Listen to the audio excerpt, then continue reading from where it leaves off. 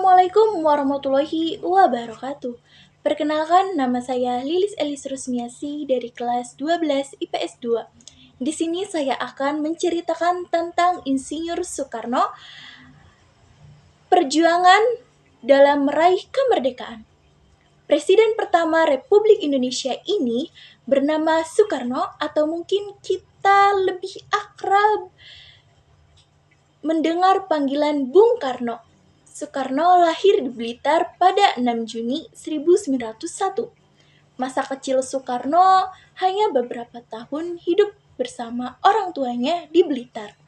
Semasa sekolah dasar hingga tamat, Soekarno induk haus di rumah Haji Khomar Said Zohro-Aminoto yang merupakan politisi KWK, pendiri Syarikat Islam.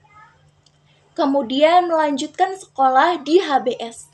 Saat belajar di HBS itu, Soekarno telah memupuk rasa nasionalisme dalam sanubarinya. Usai lulus HBS pada tahun 1920, beliau pindah ke ibu kota Jawa Barat dan melanjut ke THS, Technische Hogeschool, atau teknik tinggi yang sekarang disebut sebagai Institut Teknologi Bandung. Beliau pun berhasil meraih gelar insinyur pada 25 Mei 1926. Soekarno pun berlanjut ke bidang politik. Kemudian sang proklamator merumuskan ajaran Marhaenisme serta mendirikan sebuah partai yang bernama PNI, Partai Nasional Indonesia, pada 4 Juli 1927. Tujuan diberdirikannya partai ini adalah untuk menuju Indonesia merdeka. Soekarno mengambil tindakan agar pemerintahan Hindia Belanda saat itu masih bisa berdiri kokoh di tanah jajahannya. Akibatnya, Belanda mencebloskan Soekarno ke penjara Sukamiskin yang berada di Bandung pada 29 Desember 1929. 8 bulan mendekam di jeruji besi, ia pun disidangkan dalam pidato pembelaannya yang berjudul Indonesia Menggugat. Beliau menggambarkan kondisi politik internasional dan keadaan rakyat Indonesia di bawah belenggu kolonialisme.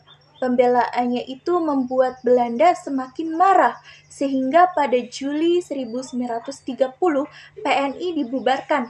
Setelah bebas tahun 1931, beliau bergabung dengan Partindo sekaligus memimpinya. Akibatnya, beliau kembali ditangkap Belanda dan diasingkan ke Ende Flores tahun 1933. 4 tahun kemudian ia dipindahkan ke Bengkulu. Perjuangannya tidaklah sia-sia. Pada Agustus 1945, ia bersama Muhammad Hatta dan tokoh nasional lainnya menyusun naskah proklamasi yang akhirnya dibacakan pada tahun 17 Agustus 1945. Pembacaan naskah ini sekaligus mengukuhkan kedaulatan Republik Indonesia. Sekian, terima kasih. Wassalamualaikum warahmatullahi wabarakatuh.